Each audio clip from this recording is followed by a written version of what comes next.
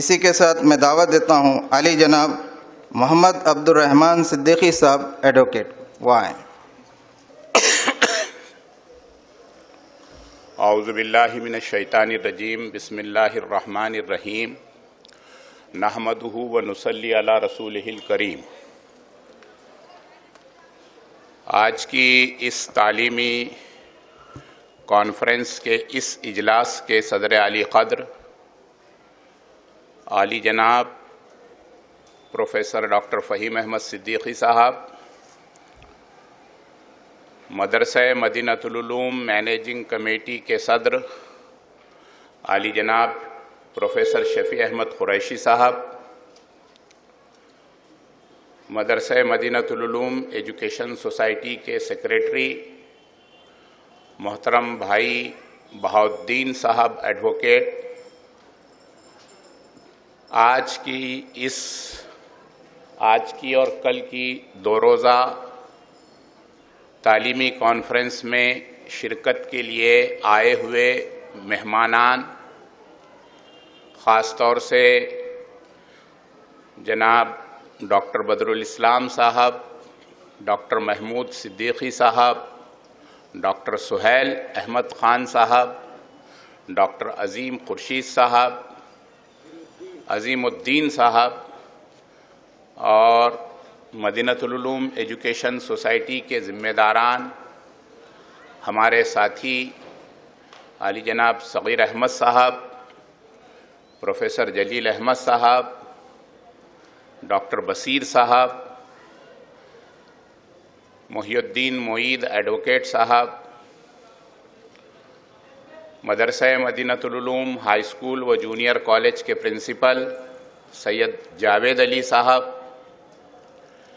اس conference کی تحریک رکھنے والے مدرسہ مدینۃ العلوم ایجوکیشن سوسائٹی کے فعال رکن میرے دوست جناب مسعود اختر صاحب، مدرسہ مدینۃ العلوم کی تمام مدارس کے اساتذہ کرام، معلمات، دیگر معزز سامعین، اگر میں کسی کا نام لینے سے بھول گیا ہوں تو اس کے لیے معذرت، اور تمام حاضرین جلسہ،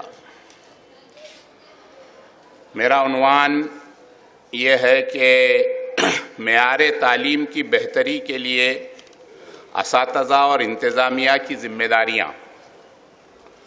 میں سب سے پہلے آپ ہم سب مسلمان ہیں اللہ کے فضل و کرم سے، اس لیے قرآن مجید کی سورہ بقرہ کی آیت نمبر 208 کا ایک حصہ آپ کے سامنے تلاوت کرنے کی سعادت حاصل کر رہا ہوں۔ یا ایھا الذین آمنوا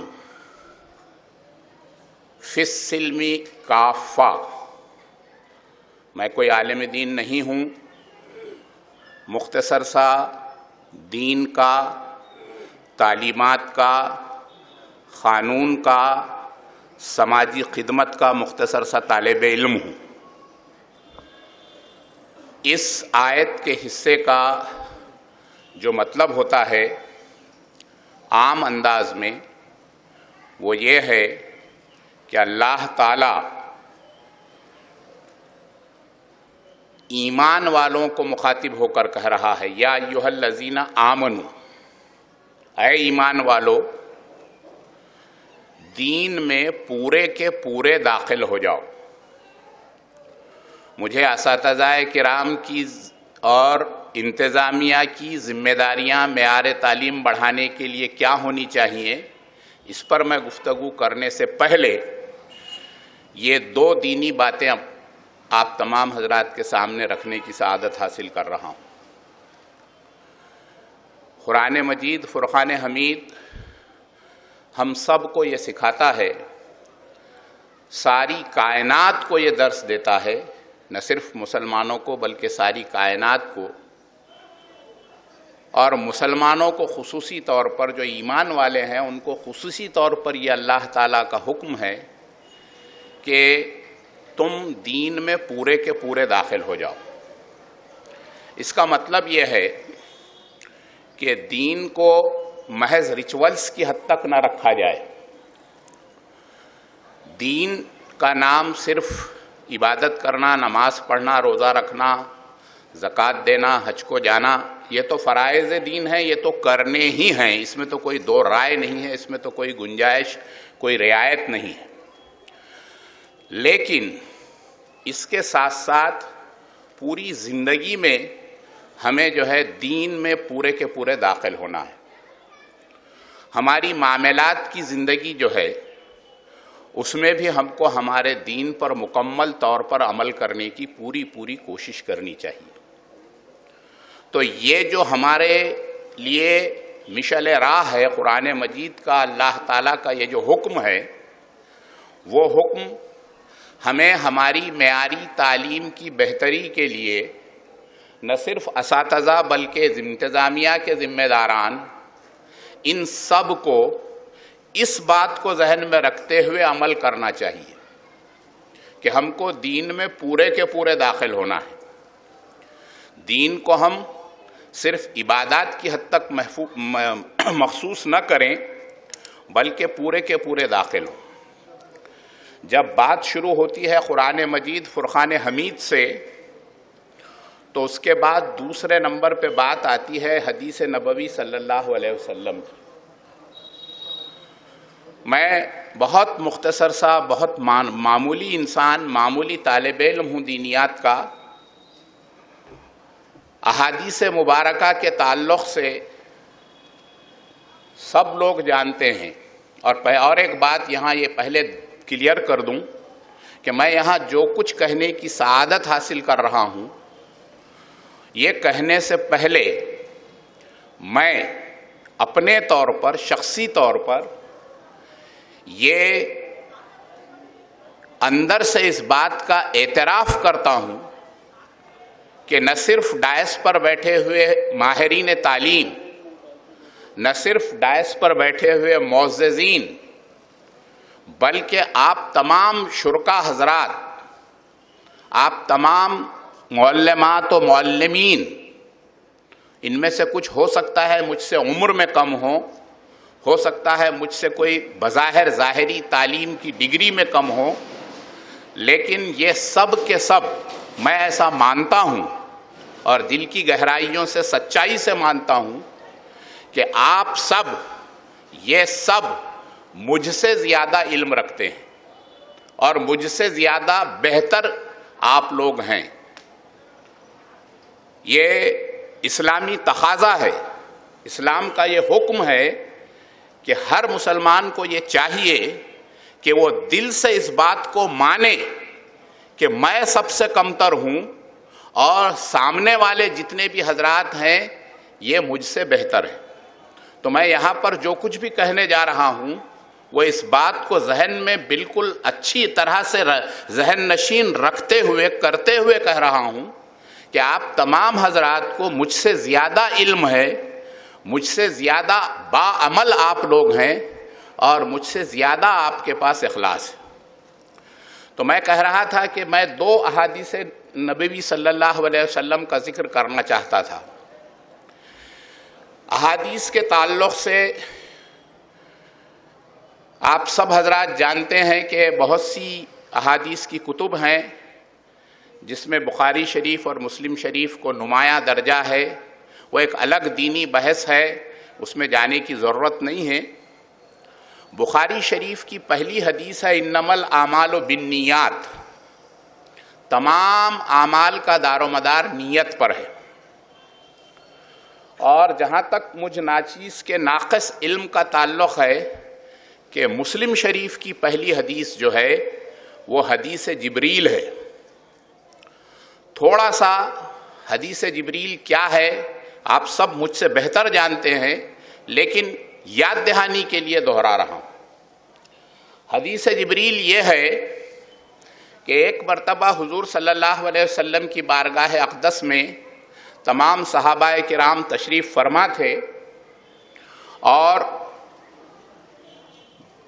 تبلیغ تعلیم کا سلسلہ جاری تھا، ایک انتہائی اچانک درمیان میں ایک انتہائی بارش، پاک، خوبصورت ترین ایک اجنبی شخص وہاں پر موجود ہوئے، اور انہوں نے آ کر اس مجلس میں وہ تشریف فرما ہوئے بیٹھے اور حضور صلی اللہ علیہ وسلم سے سوال کیا کہ حضور بتلائیے کہ ایمان کیا ہے۔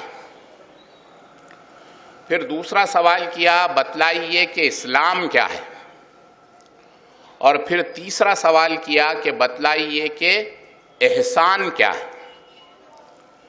حضور صلی اللہ علیہ، میں بات کو تھوڑا سا مختصر کر رہا ہوں، حضور صلی اللہ علیہ وسلم نے تینوں سوالات کے جوابات دیے، اور جوابات دینے کے بعد وہ بارش شخصیت، وہ پاک پرنور شخصیت، جن کے کپڑے، جن کا پورا حلیہ، اگرچہ کہ وہ بہت بڑے سفر سے آئے تھے لیکن انتہائی پاک و صاف تھا، کوئی گرد و غبار نہیں تھی، وہ وہاں سے اٹھ کر چلے گئے۔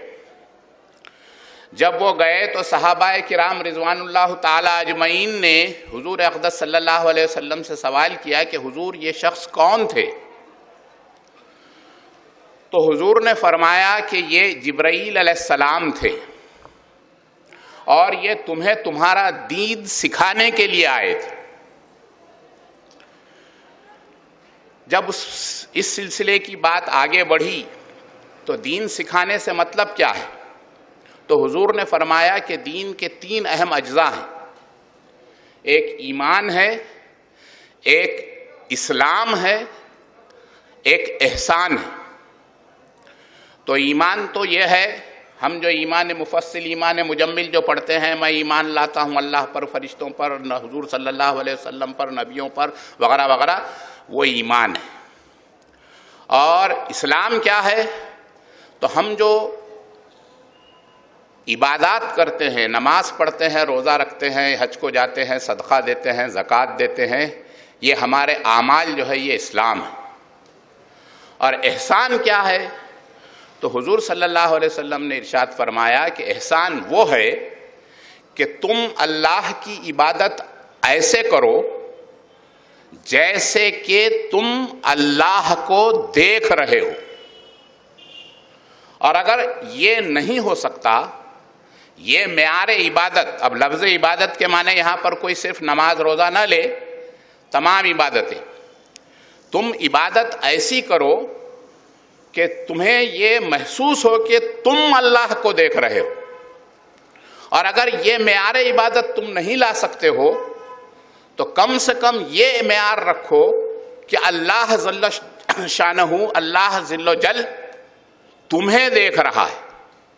کم سے کم یہ احساس دوران عبادت تمہیں ہونا چاہیے۔ تو یہ حدیث جبریل ہے۔ اب اس کی تفصیل یہ ہے ایک جملے میں کہ کوئی بھی عمل، کوئی بھی عبادت خالصتاً ہو اللہ کے لیے اور پورے اخلاص کے ساتھ ہونا چاہیے۔ اگر ہم ایک لفظ میں، ایک جملے میں اس بات کو سمونے کی کوشش کریں کہ بھئی جیسا بخاری شریف میں آیا ہے کہ سارے اعمال کا دار و مدار نیت پر ہے، اسی طرح کی بات مسلم شریف کی پہلی حدیث میں ہے۔ اگر ہم اس کو مختصر کریں کہ اگر آپ کے پاس اخلاص ہے تو آپ کی ساری چیزیں قبول ہوں گی، منظور ہوں گی، ورنہ ہم تو جانتے ہیں کہ تمہاری نمازیں تمہارے منہ پر پھینک دی جائیں گی۔ تو اخلاص سب سے اہم چیز ہے۔ اساتذہ اور انتظامیہ کی ذمہ داریاں معیار تعلیم کی بہتری کے لیے، تو اساتذہ اور انتظامیہ دونوں کو چاہیے کہ سب سے پہلے اخلاص کی رسی کو مضبوطی سے تھام لیں۔ جب تک اخلاص نہیں ہوگا تب تک کوئی بات ہونے والی نہیں ہے۔ باقی سارا عمل، سارا جو کچھ بھی ہم کرتے ہیں وہ ایک عمل تو ہو جائے گا، لیکن اس میں کوئی خاص جسے ہم اثر والی بات کہیں گے، وہ اثر اس میں نہیں ہوتا ہے۔ تو ان دو باتوں سے میں نے اپنی بات کی شروعات کی ہے۔ قرآن کریم کی آیت اور احادیث نبوی صلی اللہ علیہ وسلم سے یہ بات ثابت ہے کہ ہم کو ہر وہ کام اخلاص سے کرنا چاہیے۔ اب اساتذہ معیار تعلیم کو کیسے بڑھائیں؟ اب اس تعلق سے ماہرین تعلیم یہاں بیٹھے ہیں، مجھ جیسے چھوٹے سے طالب علم کو ان کی موجودگی میں معیار تعلیم بڑھانے کے ٹیکنیکل، پروسیجرل اور کیا کہنا چاہیے اس کو، تعلیمی میدان کے جیسا بی ایڈ ایم ایڈ وغیرہ میں ریسرچ میں جو باتیں آتی ہیں ان کے بارے میں اگر میں کہوں تو یہ مناسب نہیں ہوگا۔ وہ تو ماہرین تعلیم کا حصہ ہے، وہ لوگ کہتے ہیں، ہم سنتے ہیں، ہم کو معیار تعلیم اس طریقے سے بڑھانا ہے۔ لیکن مجھے معیار تعلیم کی ترقی یا بہتری کے لیے اساتذہ اور انتظامیہ کا رول کیا ہونا چاہیے، اس میں پہلا میرا ایک جنرل جو میرا ایک کنسپٹ ہے وہ یہ ہے، اساتذہ کے تعلق سے، معلمین اور معلمات کے تعلق سے، کہ معلمین اور معلمات درس و تدریس کے مقدس پیشے سے وابستہ رہتے ہیں۔ ایک مخصوص ڈگری کے حصول کے بعد ان کا تقرر اس عہدے پر ہوتا ہے تعلیم کے بحیثیت ٹیچر،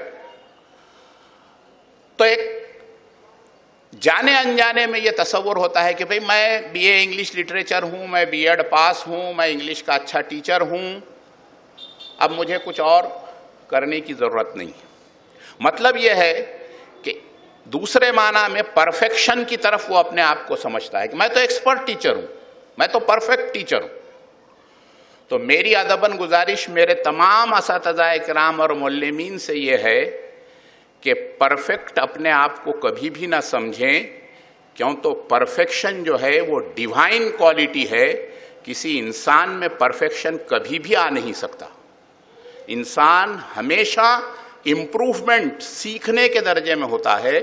تو اساتذہ کرام کو اپنے طلبہ طالبات کو پڑھاتے وقت، اپنے فرض منصبی کو نبھاتے وقت ہمیشہ یہ خیال رہنا چاہیے کہ ہم پرفیکٹ نہیں ہیں، ہمیں اور سیکھنا ہے، اور معلومات لینا ہے، اور پڑھنا ہے، اور ہم کو امپروومنٹ کرنا ہے۔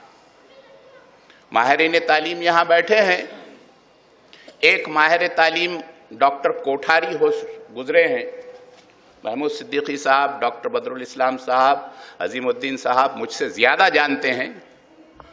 ان کا ایک فلسفہ یا رائے یا ان کی ایک بات یہ ہے، انہوں نے یہ کہا ہے ڈاکٹر کوٹھاری نے کہ جب بھی کوئی جس دن کوئی تحقیقی مقالہ پیش ہوتا ہے، سیمینار ہوتے ہیں، کانفرنسز ہوتے ہیں، لوگ ماہرین تعلیم مقالے پڑھتے ہیں، جس دن کوئی تعلیمی تحقیقی مقالہ پیش ہوتا ہے تو اسی دن اس تحقیق کو رد کرنے والی بات بھی آ جاتی ہے۔ جیسا ہم دیکھتے ہیں عام طور پہ سائنس میں کہ آج ایک تحقیق ہوئی، کچھ دنوں کے بعد وہ تحقیق غلط ثابت ہوتی ہے۔ میں غلط نہیں کہہ رہا ہوں یہاں پہ، میں سائنس کے تعلق سے غلط کہہ رہا ہوں، لیکن جس دن کوئی تحقیقی مقالہ پیش ہوتا ہے اسی دن اس تحقیقی مقالے کا رد بھی پیدا ہو جاتا ہے۔ مطلب یہ ہے کہ بھئی جو ہم تحقیق کر کے سمجھتے ہیں کہ ہم نے یہ بس اس کو پرفیکشن حاصل کر لیا ہے، تو یہ پرفیکشن نہیں ہوتا، اس میں پھر امپرومنٹ کی ضرورت ہوتی ہے، پھر امپرومنٹ کی ضرورت ہوتی ہے۔ تو اساتذہ کرام کو چاہیے کہ وہ اپنے آپ کو پرفیکٹ نہ سمجھیں، ہمیشہ امپرومنٹ کی گنجائش رکھیں، تو جب جا کر معیار تعلیم میں بہتری آ سکتی ہے۔ اب اسی سے متعلق میں انتظامیہ کی طرف جاتا ہوں، حالانکہ دو الگ الگ باتیں ہیں، کہنا تو پہلے اساتذہ کی ذمہ داری کہہ دینا چاہیے، بعد میں انتظامیہ کی کہنا چاہیے، لیکن اس سے متعلقہ ہے اس لیے کہہ رہا ہوں۔ انتظامیہ کی ذمہ داری یہ ہے میری نظر میں، مجھ ناچیز کی نظر میں، کہ انتظامیہ معلمین اور معلمات کو کبھی بھی اپنا محکوم اور اپنے آپ کو حاکم نہ سمجھے۔ عام طور پر ایسا ہوتا ہے کہ میں انتظامیہ میں ہوں، میں نے کسی معلم کو مقرر کیا، تقرر کیا، تو ہم یہ سمجھتے ہیں کہ میں نے اس کو نوکری دی ہے، یہ میرا نوکر ہے. تو یہ تصور بالکل غلط ہے اور اس سے انتظامیہ کو بالکل دور رہنا چاہیے. اس کا مطلب یہ نہیں ہے کہ انتظامیہ جو ہے اپنے امپلائیز پر نظر نہ رکھے. اس کا یہ مطلب ہرگز نہیں ہے کہ انتظامیہ اپنے امپلائیز کو نہ دیکھے. میں جو بنیادی بات کہہ رہا ہوں کہ ذہن میں یہ تصور نہ ہو کہ میں حاکم ہوں اور یہ محکوم ہے. اگر انتظامیہ اس طریقے سے چلتا ہے کہ بھئی یہ بھی ہماری اس پورے پروسیس کا، اس پورے تعلیم کے ماحول کا، تعلیم کے میدان کا ایک اہم بلکہ سب سے اہم حصہ ہے اور میں اس میں اس کا کوآپریشن کرنے والا ایک حصہ ہوں، تو انشاءاللہ تعالی مدارس کی معیار تعلیم بڑھنے میں کوئی دقت نہیں آئے گی. دوسری بات مجھے ایسا محسوس ہوتی ہے مجھ ناچیز کو کہ اساتذہ کرام جو ہیں وہ دوران تعلیم طلباء اور طالبات کو دینی اور اخلاقی تعلیم بھی دیتے چلیں. اب اس میں تھوڑا سا کنفیوژن ہوتا ہے. کوئی یہ کہہ سکتا ہے کہ ارے بھائی یہ کیا کہہ رہے ہیں آپ، ہر اردو مدرسے میں ایک دینی گھنٹہ ہوتا ہے، دینی تعلیم کا ایک معیار ہوتا ہے، ایک انتظام ہوتا ہے، ایک سلیبس ہوتا ہے اور ہر دینی مدرسے میں یہ سب چلتا ہے. میں اس دینی تعلیم کی بات نہیں کر رہا ہوں. جو دینی تعلیم ایک گھنٹے کے لیے، 2 گھنٹے کے لیے، صبح میں، دوپہر میں، انٹرول میں، شام میں مختص کی جاتی ہے، کوئی مخصوص عالم دین کہیے یا کوئی مخصوص ٹیچر وہاں آ کر پڑھاتے ہیں، وہ دینی تعلیم یہ ہے کہ بھئی ناظرے سے قرآن شریف پڑھنے آ جانا چاہیے مسلم بچے کو، بچی کو، چھوٹے چھوٹے دینی مسائل، احادیث کچھ زبانی یاد کر لینی چاہیے، کلمے پورے یاد کروا دینا چاہیے. یہ کام تو وہ ایک مخصوص سلیبس کے تحت کرتا ہی ہے. میں یہاں پر اساتذہ سے جو کہہ رہا ہوں کہ وہ دینی تعلیم ساتھ ساتھ دیتے چلیں اور اخلاقی تعلیم ساتھ ساتھ دیتے چلیں. تو دوران پیریڈ آپ سائنس پڑھا رہے ہوں، مراٹھی پڑھا رہے ہوں، انگلش پڑھا رہے ہوں، چاہے کوئی سبجیکٹ آپ پڑھا رہے ہوں، تو ساتھ ساتھ آپ نے دینی تعلیم دینی چاہیے. اس کی ایک چھوٹی سی مثال دیتا ہوں. ہمارے پاس جلسوں میں یہ ماحول بنا ہوا ہے کہ جب جلسہ چلتا ہے، کوئی مقرر تقریر کرتے رہتے ہیں، تو اچانک تقریر کے وقت اذان کی آواز شروع ہو جاتی ہے، تو ہم خاموش بیٹھ جاتے ہیں. مقررین حضرات، ہمارے سیاسی حضرات بھی خاموش بیٹھتے ہیں. اذان ختم ہونے تک تقریر روک دی جاتی ہے. اب ہر مدرسے میں چاہے کوئی صبح کی شفٹ ہو، دوپہر، صبح میں شاید کم ہوتا ہو، لیکن دوپہر کی شفٹ میں تو ظہر کی، عصر کی اذان ہوتی ہے. اگر ایک معلم، ایک معلمہ بچے پڑھ رہے ہیں، وہ پڑھا رہے ہیں، اذان کی آواز شروع ہو جاتی ہے، تو زیادہ سے زیادہ کیا کریں گے؟ خاموش ہو جائیں گے، اذان ختم ہونے دیں گے، اپنا لیکچر روک دیں گے اور وہ ختم کر دیں گے. ایسے وقت میری ایسی گزارش ہے، ایک مثال کے طور پہ چھوٹی سی بات کر رہا ہوں میں، دینی تعلیم پڑھاتے پڑھاتے اساتذہ کیسے دے سکتے ہیں؟ اگر ہمارے معلم اور معلمہ کو یہ معلوم ہو کہ شرعی مسئلہ اذان کے سننے کا یہ ہے کہ اذان جب دی جاتی ہے اس وقت آپ کو خاموش تو ہونا ہی ہے، کوئی دوسری بات کرنا نہیں ہے، لیکن ساتھ ہی ساتھ اذان کے الفاظ کو خاموشی سے بغیر آواز کے آپ کو دہراتے رہنا ہے. اللہ اکبر، اللہ اکبر ادھر سے آواز آتی ہے تو ہم کو بھی خاموشی سے اللہ اکبر کہنا ہے. تو یہ اگر ہم تعلیم بچوں کو دیتے ہیں، پڑھاتے پڑھاتے ٹیچر، تو اس طرح سے ہمارا تعلیمی معیار بہتر ہو سکتا ہے. میں عصری تعلیم کے ساتھ ساتھ دینی تعلیم، کیوں تو یہ بات متفقہ ہے کہ ہمارے پاس عصری اور دینی تعلیم کا کوئی فرق نہیں. ہمارے پاس فرق اگر تعلیم میں ہے تو وہ صرف علم نافع اور علم غیر نافع ہے. ہمارے پاس جنگ بدر سے، آپ سب مجھ سے زیادہ جانتے ہیں تاریخ اسلام، جنگ بدر میں جب فتح ہوئی اور کفار کو جب محصور کیا گیا، جیل میں رکھا گیا، تو حضور صلی اللہ علیہ وسلم کے سامنے کفاران نے، محصور قیدیوں نے التجا کی کہ ہمیں رہائی دی جائے، ہمیں آزادی دی جائے. تو حضور صلی اللہ علیہ وسلم نے انہیں کس شرط پر آزادی دی؟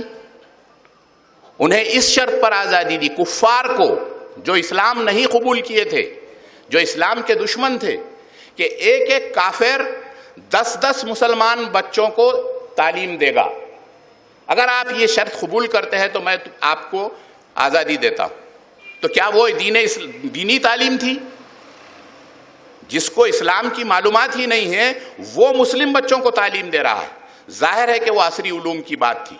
تو ہمارے پاس دینی تعلیم اور عصری تعلیم کو الگ الگ کرنے کی کچھ لوگ کوشش کرتے ہیں، وہ قطعی صحیح نہیں ہے. دینی اور عصری تعلیم بالکل ایک ہے. اب اسی کے ساتھ ساتھ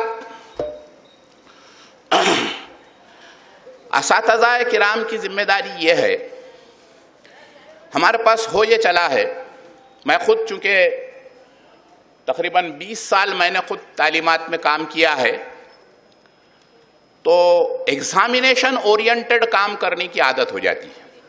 ہم لوگ تو جو ٹیوشنز پڑھاتے تھے، ہمارا تو وہی مقصد تھا کہ بھئی بچے امتحان میں زیادہ سے زیادہ نمبرات لیں. تو امتحان ایگزامینیشن اورینٹڈ ٹیچنگ جو ہوتی ہے، اس میں ٹھیک ہے، ضروری ہے، وہ بھی واجبی ہے. آج کل کمپٹیشن کا دور ہے، امتحان میں زیادہ نمبرات ملنے پر ہی اس بچے کے مستقبل کا دار و مدار ہوتا ہے، اس میں کوئی شک نہیں ہے. لیکن اس کے ساتھ ساتھ اس کو نالج اورینٹڈ تعلیم دینے کی کوشش کی جائے. ایگزامینیشن اورینٹڈ کے ساتھ ساتھ کہہ رہا ہوں میں، نالج اورینٹڈ تعلیم دینے کی کوشش اگر ہمارے اساتذہ کرام کریں تو انشاءاللہ تعالی ہمارا معیار تعلیم اور بڑھ سکتا ہے. ہمارے اساتذہ کرام کی جانب سے اپنے آپ کے امپروومنٹ کے لیے، ہمارے اپنے مدرسے کے معیار تعلیم کو بڑھانے کے لیے، سینئر جو ریٹائرڈ ٹیچرز ہیں، جنہوں نے اپنی پوری زندگی جو ہے تعلیم درس و تدریس میں گزاری ہے، جو ریٹائرڈ ہیں، خالی ہیں، ہمارے اساتذہ کرام کی یہ ذمہ داری ہونی چاہیے کہ ہم ان سے ربط پیدا کریں، ان کو ہم مدعو کریں اور ہمارے کلاسز میں ان کے گائیڈنس لیکچرز رکھیں، ہمارے مدرسے میں ان کے گائیڈنس لیکچرز رکھیں اور ان کے گائیڈنس لیکچرز سے ہم مستفید ہوں. پھر وہی بات جاتی ہے کہ ہم اپنے آپ کو اگر پرفیکٹ سمجھیں گے تو ہم کسی دوسرے کو نہیں بلائیں گے.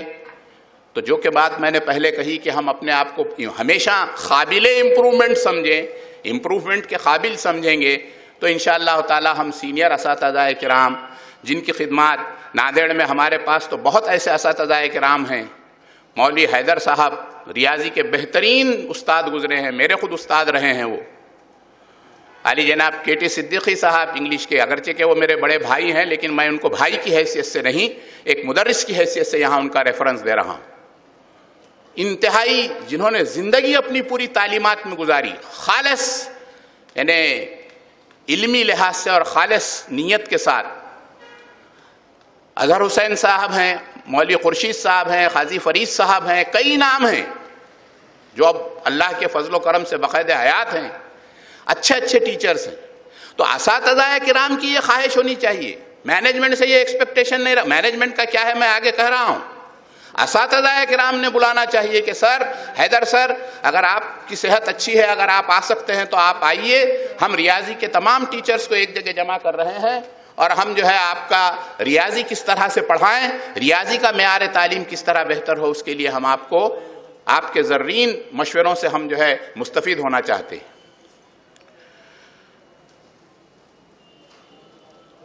اساتذہ معیار تعلیم بڑھانے کے لیے ہوتا کیا ہے مدرسے میں کہ بچوں کی، طلباء کی، طالبات کی تعلیمی ڈیفیکلٹیز جو ہوتی ہیں، ایجوکیشنل ڈیفیکلٹیز جنہیں کہا جاتا ہے، ایجوکیشنل ڈیفیکلٹیز کو تو ہم سلجھانے کی کوشش کرتے ہیں. کوئی بچہ کہتا ہے جیسا کہ بھئی مجھے یہ سوال سمجھ میں نہیں آیا، آپ دوبارہ اس کو سمجھاتے ہیں. مجھے یہ لفظ کے معنی سمجھ میں نہیں آیا، آپ دوبارہ سمجھاتے ہیں. یہ پیراگراف میرے سمجھ میں نہیں آیا، آپ دوبارہ سمجھاتے ہیں. لیکن اساتذہ کرام کو یہ بھی چاہیے کہ اس کی خانگی ڈیفیکلٹیز کیا ہیں اس کی طرف بھی تھوڑا سا توجہ رکھیں، تاکہ اس کا اثر جو اس کے مدرسے میں ہو رہا ہے. ایک مشہور واقعہ ہے کہ ایک بچہ روزانہ لیٹ آیا کرتا تھا صبح کے مدرسے میں. روز اسے ٹیچر حضرات سزا دیتے تھے، لیٹ آتا ہے. روز وہ سزا لے کر خاموش بیٹھ جاتا تھا. ایک مخلص ٹیچر نے یہ کوشش کی کہ بھئی آخر کیا وجہ ہے کہ یہ روز لیٹ آتا ہے. تو پتہ چلا کہ اس بچے کو گھر میں جو ہے گھر چلانے کے لیے صبح میں پہلے ڈبل روٹی بیچنا پڑتی ہے، اور وہ ڈبل روٹی بیچ کر جو بھی پیسے اس کو ملتے ہیں وہ گھر میں دے کر پھر واپس آتا ہے اسکول کو. اس کے لیے اس کو دیر ہوتی. تو یہ جو اس کی خانگی ڈیفیکلٹی ہے، اس پر اگر ہم نظر رکھتے ہیں، اس کا مطلب میں یہ نہیں کہہ رہا ہوں، کوئی یہ نہ کہے کہ بھئی ہر ایک کے گھر میں ہم ڈبل روٹی پہنچائیں یا پیسے پہنچائیں، ایسی بات نہیں ہے. بھئی اس کا ہم ازالہ اس بچے کی حد تک کیسا کر سکتے ہیں، اس بچے کی حد تک، اس بچی کی حد تک. بچیوں کو گھر میں کام کرنے کے لیے کوئی نہیں رہتا ہے.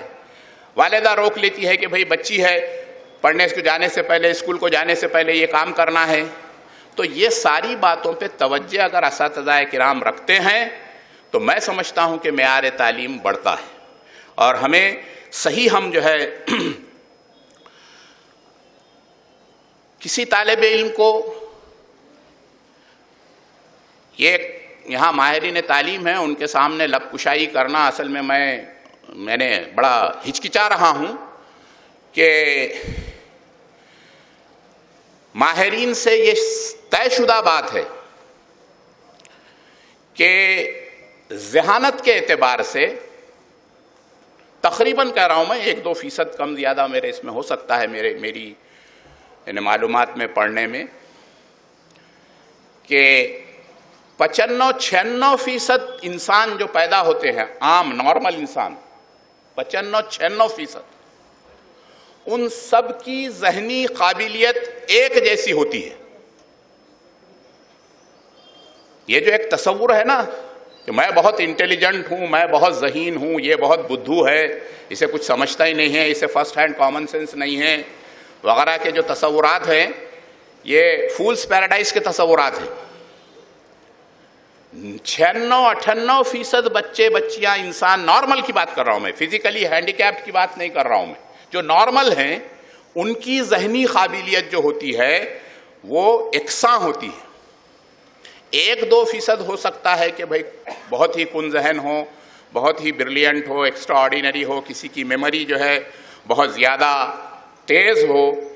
Memory indeed is half the substance of their art جیسا جو ہے کہا جاتا ہے. تو وہ ایک الگ بات ہے، وہ 1-2% کی بات ہے.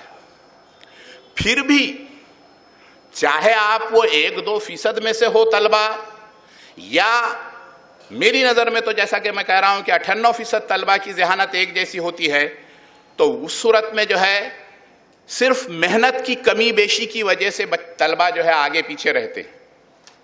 ایک طالب علم جو زیادہ امتیازی کامیابی حاصل کرتا ہے اور دوسرا طالب علم جو اس طرح کی امتیازی کامیابی حاصل نہیں کر سکتا، اس کے درمیان میں میری نظر میں، اور ماہرین نے پوری دنیا میں یہ بات طے شدہ ہے کہ ان دونوں کے درمیان قدرتی ذہانت کا کوئی فرق نہیں ہوتا.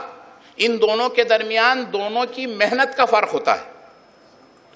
جو بچہ زیادہ محنت کرتا ہے وہ زیادہ آگے بڑھ جاتا ہے، اور جو بچہ تعلیم کے میدان میں کم محنت کرتا ہے وہ اپنے کم محنتی کی وجہ سے پیچھے رہتا ہے. تو جو بچے کم محنت کرتے ہیں، جن کا ذہن اس طرف محنت کی طرف نہیں ہے، تعلیمی محنت کی طرف، اساتذہ کرام، معلمات، معلمین سے گزارش یہ ہے کہ اگر ہو سکے وقت کی گنجائش اگر رہے تو تھوڑا سا کمزور ہم کمزور اس کو کہتے ہیں جو وقت محنت کم کرتا ہے، تو ایسے کمزور طلبہ کے لیے الگ سے کوئی انتظام ہم کریں. ہائی اسکول ٹیچرز کی ہمیشہ یہ شکایت رہتی ہے کہ بھئی پرائمری میں یہ کچھ پڑھ کے ہی نہیں آئے ہیں، پرائمری ان کا بہت خراب ہے، اب ہم کیا کریں، ان کو نام لکھنے نہیں آتا تو اب ہم 8th کا 9th کا سائنس اور انگلش کیسے پڑھائیں. صحیح ہے، بالکل صحیح. اگر ایسا کچھ ہے واقعتاً اور ہے تو ایسے طلبہ کو تھوڑا سا چھانٹ کر ہم الگ کریں، اور ان کو جو ہے بیسک باتیں جو ہیں جو ان کے لیے ضروری ہیں وہ اگر ہم تھوڑا تھوڑا ان کو پڑھانے کی کوشش کرتے ہیں تو میں سمجھتا ہوں کہ ہمارے مدرسے کا معیار تعلیم انشاءاللہ تعالی بڑھ سکتا ہے۔ صحیح مدرس کی تعریف، پھر آ گئی بات، ماہرین تعلیم بیٹھے ہوئے ہیں، بار بار میں معذرت کے ساتھ کہہ رہا ہوں، صحیح مدرس کی تعریف یہ ہے کہ the best teacher is one, وہ ہوتا ہے بیسٹ ٹیچر جس کی تحریک سے، ہو انسپائرس ہز اسٹوڈنٹس، اپنے طلباء کو انسپائر کرتا ہے، وہ بیسٹ ٹیچر ہوتا ہے۔ تو ہم کو بیسٹ ٹیچر بننے کے لیے وہ ساری کوششیں کرنی چاہیے جس سے کہ طلباء ہمارے پاس پڑھنے والے وہ ہم سے انسپائر ہوں، اور ہم سے انسپائر ہو کر وہ جو ہے کچھ تعلیم کی طرف ان کی رغبت بڑھے۔ تو یہ چند باتیں میں اساتذہ کرام، معلمین اور معلمات کی حد تک جنرل باتیں، ڈائریکٹ ایجوکیشن کی باتیں، سائیکالوجی کی باتیں، کون کون سی اسکیم ہے، لرننگ اسکلز ہیں، وہ سب ماہرین تعلیم بتائیں گے آپ کو۔ میں نے ایک جنرل جو ہے باتیں یہ کہی ہیں، اگر ہمارے اساتذہ کرام ان چیزوں پر کوشش کریں گے غور کرنے کی اور ان کو اپنانے کی، تو انشاءاللہ تعالی ہمارے مدارس کا معیار تعلیم بہتر سے بہتر ہوگا۔ انتظامیہ کے تعلق سے میں نے ایک بات کہی کہ انتظامیہ اساتذہ کو اپنا محکوم نہ سمجھے، خود کو حاکم نہ سمجھے۔ دوسری بات انتظامیہ کے تعلق سے میری نظر میں جو میں سمجھتا ہوں وہ یہ ہے کہ انتظامیہ جو ہے وہ سب سے پہلے اساتذہ اور معلمات کے کیا مسائل ہیں ان کو حل کر دے۔ ان کے مسائل کو ہم حل نہیں کرتے، جس کی وجہ سے اساتذہ معلمات اپنے مسائل میں زیادہ الجھے ہوئے رہتے ہیں، اس کی وجہ سے معیار تعلیم پر اثر پڑتا ہے۔ مثال کے طور پہ کسی کا 12 سال کا گریڈ ہے، کسی کا 24 سال کا گریڈ ہے، جو کچھ بھی باتیں ہیں میں اس کی تفصیلات میں جانا نہیں چاہتا۔ ٹیچرز کے جو مسائل ہیں، جنائن مسائل کے معنی جنائن مسائل، صحیح مسائل، ضروری مسائل، وہ پہلے انتظامیہ کی جانب سے حل ہو جائیں، اس کے بعد انتظامیہ جو ہے ان سے یہ توقع رکھے کہ وہ انتہائی ایمانداری اور محنت کے ساتھ انشاءاللہ تعالی تعلیم کا پیشہ اور اپنا کام انجام دیں گے۔ انتظامیہ کے لیے یہ کہنے کی ضرورت ہی نہیں ہے کہ بھئی بہتر سے بہترین نہیں کہنا چاہیے، بہتر سے بہتر انفراسٹرکچر ہم فراہم کریں۔ یہ ہماری ذمہ داری ہے انتظامیہ کی، کوشش کریں۔ اس کے لیے جو ہو سکتا ہے، پینے کے پانی کا انتظام ہونا چاہیے ہر مدرسے میں، صاف ستھرا، ٹوائلٹ کا انتظام ہونا چاہیے، لائبریری ہونی چاہیے، لیبارٹری ہونی چاہیے۔ اگر یہ چیزیں نہیں ہیں تو یہ انتظامیہ یا کم حالت میں ہے، اچھی حالت میں نہیں ہے، تو اس کو بہتر سے بہتر حالت میں لانا چاہیے۔ آج کل کا ماڈرن تعلیمی نظام کمپیوٹر کے بغیر ادھورا ہے۔ ایک سروے پڑھنے میں آیا میرے کہ مہاراشٹرا میں سب سے زیادہ، پورے ہندوستان میں سب سے زیادہ مہاراشٹرا میں اردو مدارس ہیں۔ جہاں تک میں نے پڑھا ہے کہ 7,500 اردو اساتذہ کرام ہیں، 7,500 اردو مدارس ہیں مہاراشٹر میں، 37,000 اردو اساتذہ کرام ہیں مہاراشٹر میں، 37,000۔ اور طلباء اور طالبات جو اردو سے مہاراشٹر میں، صرف میں مہاراشٹر اسٹیٹ کی بات کر رہا ہوں، یہاں ایکسپرٹ حضرات موجود ہیں، 13 سے 14 لاکھ طلباء اور طالبات تعلیم حاصل کرتے ہیں اردو میڈیم سے مہاراشٹر میں۔ تو اسی سروے کا آخری حصہ یہ ہے، چھوٹا سا، میں سروے تو بہت بڑا ہے، وہ جناب عبدالشعبان صاحب نے جو مائنورٹیز کمیشن کے پاس جو رپورٹ پیش کی ہے میں اس کا حصہ بتا رہا ہوں کہ اس سروے کا آخری پوائنٹ یہ ہے میری نظر میں، جو میں نے بہت مختصر اس کو کیا ہے، کہ اتنے مدارس مہاراشٹرا میں ہیں، اتنے اساتذہ ہیں، لاکھوں طلبہ اور طالبات اردو میڈیم سے پڑھ رہے ہیں، اور ان میں سے صرف 7% اردو مدارس میں کمپیوٹر کا انتظام ہے. صرف 7% اردو مدارس، وہ بھی ادھورا انتظام ہے. جیسی کمپیوٹر لیب ہونی چاہیے، آج کل آئی سی ٹیز وغیرہ کچھ اسے کہا جاتا ہے، مجھے اتنا میں ٹیکنیکل باتوں سے واقف نہیں ہوں، مجھے تو میرا موبائل بھی برابر طریقے سے چلانے نہیں آتا ہے. تو آئی سی ٹیز جو ہوتے ہیں تو اس کے ذریعے سے تعلیم، اس کے بغیر تعلیم، اب معیاری تعلیم، دیٹ ٹو معیاری تعلیم ممکن نہیں ہے. جہاں تک میں نے سنا ہے، دیکھا ہے کہ وہ اعظم کیمپس میں پی اے انعامدار صاحب نے کچھ ایسا انتظام کیا ہے کہ نہ صرف ان کے اپنے مدارس کا بلکہ ان سے ملحقہ جتنے مدارس ہیں، بلکہ احمد نگر، اورنگ آباد تک انہوں نے کچھ کوشش کی ہے اس قسم کی، یعنی کمپیوٹر لیب کے ذریعے سے اس پر نظر رکھنے کی اور ان کو تعلیم دینے کی، اساتذہ کو ٹریننگ دینے کی وغیرہ. تو یہ مینجمنٹ کی ذمہ داری ہے. ہم اگر اتنا اعلیٰ اور اتنا بہت بڑا وسائل کی کمی ہے، یہ بھی ایک حقیقت ہے، بلا وجہ کے جو ہے یعنی بہت بڑی آئیڈیل باتوں میں جانے سے بات ہوگی نہیں، پریکٹیکل ہونا چاہیے آدمی کو. لیکن کم سے کم ہم جو ہے ہمارے مدرسے میں کمپیوٹرز ہیں یا نہیں ہیں، ایک کمپیوٹر کا کم سے کم ایک کمرہ ہو، اس میں انتظام ہو، وہ کمپیوٹرز چالو ہیں یا نہیں ہیں، چل رہے ہیں یا نہیں ہیں، اس کا صحیح فائدہ تعلیمات کے لیے ہو رہا ہے یا نہیں ہو رہا ہے. یہ ہم جیسے انتظامیہ کے ذمہ داروں کی ذمہ داری ہے، اور اگر ہم یہ کرتے ہیں تو انشاءاللہ تعالی تعلیمی معیار کو بڑھانے میں بہت اچھا مثبت اور کام ہوگا. اساتذہ کے لیے ہم نے، انتظامیہ نے اپنی جانب سے ٹریننگ اور گائیڈنس لیکچرز کا انتظام کرنا چاہیے. مہاراشٹرا آپ کی، یعنی میں آپ کی نہیں، اپنی کہنا یہ چاہیے، میں اپنی معلومات میں اضافہ کرنے کے لیے کہہ رہا ہوں کہ سارے ہندوستان میں مہاراشٹرا وہ واحد ریاست ہے جہاں پر ٹیچرز ٹریننگ سکولز اور ٹیچرز ٹریننگ کالجز، میں اردو میڈیم کی بات نہیں کر رہا ہوں یہاں پہ، میں مہاراشٹرا ایز اے ہول کہہ رہا ہوں. ٹیچرز ٹریننگ سکولز اور ٹیچرز ٹریننگ کالجز کی تعداد سب سے زیادہ مہاراشٹرا میں. وہ فہرست دیکھنے میں آئی میرے تو آندھرا پردیش میں 84 ہیں، اتر پردیش جیسے، اتر پردیش اتنی بڑی ریاست ہے، وہاں 87 ہیں، تو مہاراشٹرا میں 286 ہیں.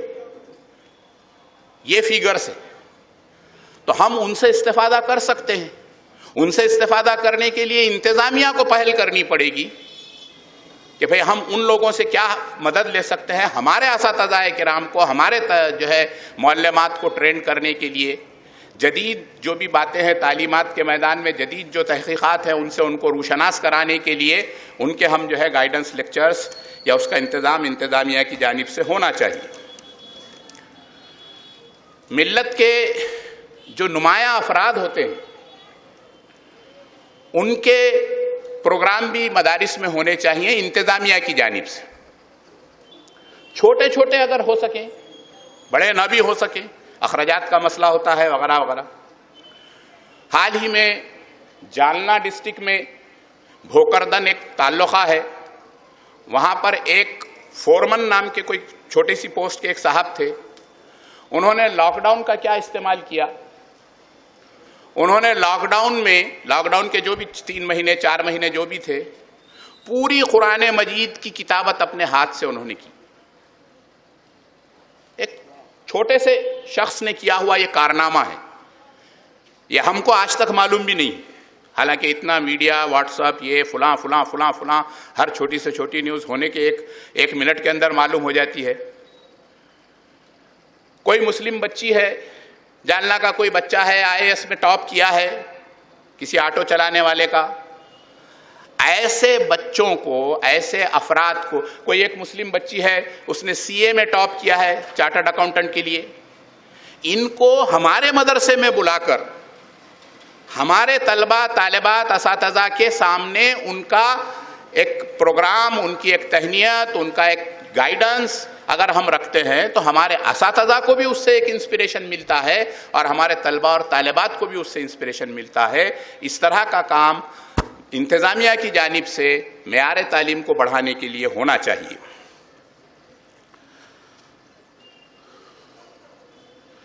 بہت باتیں ہیں, کچھ باتیں ہو سکتا ہے کہ تھوڑی سی یعنی ایسی بھی ہو جائے جو کسی کو ناگوار گزرے, اس لیے میں جو ہے اپنے آپ کو یہاں پر روکتا ہوں کہ یہ قصہ لطیف ابھی ناتمام ہے, یہ قصہ لطیف ابھی ناتمام ہے.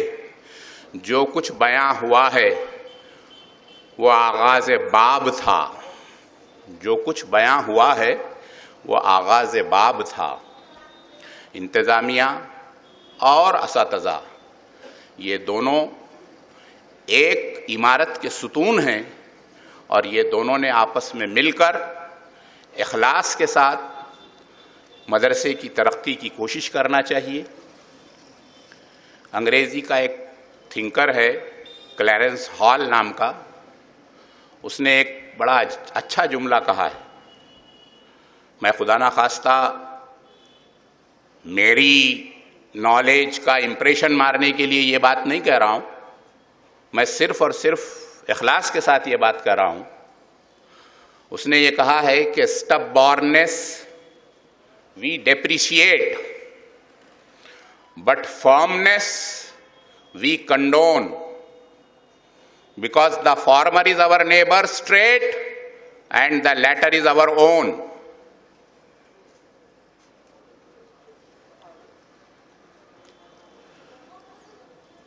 ضدی پن, stubbornness, ضد, منفی سوچ ہے. کسی کا ضدی ہونا ہم اچھا کہتے ہیں, ارے کیا ضدی آدمی ہے. stubbornness, ضدی پن, ضد جسے کہتے ہیں, ہم اسے جو ہے ناپسند کرتے ہیں. ضدی پن کو ہم ناپسند کرتے ہیں. بٹ فارمنیس وی کنڈون, مستقل مزاجی تو ایک اچھی چیز ہے. مستقل مزاجی ایک مثبت بات ہے, آدمی کو مستقل مزاج ہونا چاہیے. بٹ فارمنیس وی کنڈون بیکاز, کیوں کہتے ہیں ہم ایسا کہ ضدی پن جو ہے غلط بات ہے اور مستقل مزاجی اچھا ہے؟ ہم اس لیے کہتے ہیں کہ پہلے والا ہمارے بازو والے کا عمل ہے اور دوسرے والا ہمارا خود کا عمل ہے. یعنی عام صاف لفظوں میں میں اسے کہتا ہوں کہ ہم اپنے ضدی پن کو مستقل مزاجی کا نام دیتے ہیں اور دوسرے کی مستقل مزاجی کو ضدی پن کا نام دیتے ہیں. اس وجہ سے اختلاف ہوتا ہے اساتذہ میں اور انتظامیہ میں. اگر ہم جو مثبت چیز ہے اسے مثبت سمجھیں, جو منفی چیز ہے اسے منفی سمجھیں, تو انشاءاللہ تعالی آپس میں کوئی کلیش ہونے کا امکان نہیں رہے گا. اور ان سب باتوں سے بڑھ کر آخر میں اللہ سے دعا ہے, لیکن چونکہ تعلیمات کے میدان میں انتہائی مجھ سے بہت زیادہ اعلیٰ تعلیمی یافتہ ماہرین تعلیم کے درمیان گفتگو کر رہا ہوں, اس لیے اس کو تھوڑا سا تعلیم سے جوڑتا ہوں کہ رابندر ناتھ ٹیگور صاحب بھی بہت بڑے ماہر تعلیم تھے. سب حضرات ان کو پڑھتے ہیں, ان کی فلسفی کو پڑھتے ہیں. ان کی ایک نظم ہے انگریزی میں, گیتانجلی میں. اس نظم میں انہوں نے ہندوستان کی آزادی کیسی ہونی چاہیے, ہندوستان کو, اے خدا ہندوستان کو ایسی آزادی دے, ان معنی میں انہوں نے جو ہے دعائیہ نظم کہی ہے. اس نظم میں کے 2 الفاظ بدل کر میں پڑھ رہا ہوں کہ اے خدا نہ صرف مدینۃ العلوم ہائی اسکول پرائمری اسکول بلکہ تمام ہندوستان کے ہمارے اردو مدارس کو ایسا ماحول دے جو کہ رابندر ناتھ ٹیگور نے آزاد ہندوستان کے لیے جو تصور کیا تھا کہ into that heaven of freedom my father let my country awake where the mind is without fear and the head is held high where knowledge is free, where the world has not been broken up into narrow domestic walls, where the clear stream of reason has not lost its way into the dreary desert and sand of dead habit, where the mind is led forward by thee into ever-widening thought and action. Allah Hafiz.